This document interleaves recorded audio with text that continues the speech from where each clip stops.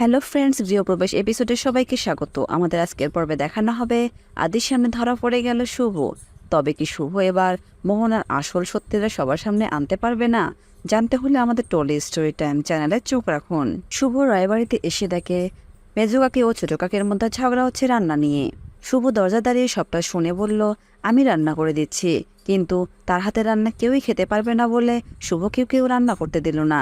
এরপর শুভ বলল, এক কাপ কফি হবে তো? কফি করে দিচ্ছি, কফিটা খেয়ে নাও।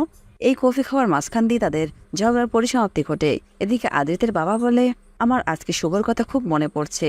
লাকি একদম শুভর মতো, ও একদম শুভর মতো ঝগড়া মিটিয়ে সবার মুখে হাসি ফোটাতে পারে। তারপর সেখানে চলে আসলো আকাশ।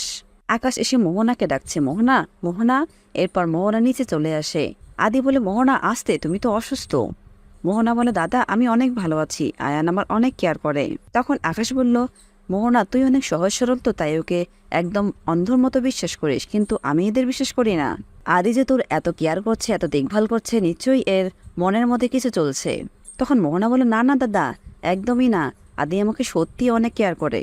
আদির বাবা বলল, আচ্ছা আকাশ, তুমি এখানে যখন তখন আসো কেন? আকাশ বলল, আমার যখন মন চাবে আমি তখনই আমার বোনকে দেখতে আসবো। আদির বাবা বলল, এটা তো আমার বাড়ি, তোমার বোনের বাড়ি নয়।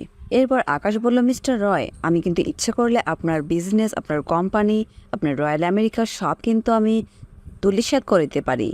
তখন আদির বাবা বলল, তুমি কি আমার সেটা ভয় দেখাচ্ছ? তুমি কি ভাবছো এগুলো ভয় দেখালে আমি তোমার বোনকে এইবারে বউ হিসেবে মেনে নেব? সেটা কখনই না। আমার এইবারের লক্ষ্য হচ্ছে শুভ। আকাশ তাদের হুমকি দিয়ে সেখান থেকে চলে যায়। এদিকে শুভ রুমে গিয়ে ভাবতে লাগলো কিভাবে আকাশকে আটকানো যায়।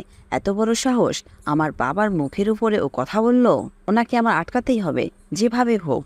কিন্তু কিভাবে করব? এগুলো ভাবতে ভাবতে হঠাৎ পেছন থেকে আদি এসে ডাকলো, আর শুভ শুনে দিল। এবার আদি একদম ক্লিয়ার, এ লাকি নয়, শুভ।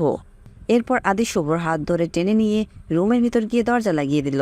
আর শুভকে বলল, আমি প্রথম দিন তোমাকে যখন দেখেছি তখনই আমার মনে হয়েছিল তুমি লাকি নও, তুমি শুভ, তুমি আমার শুভ।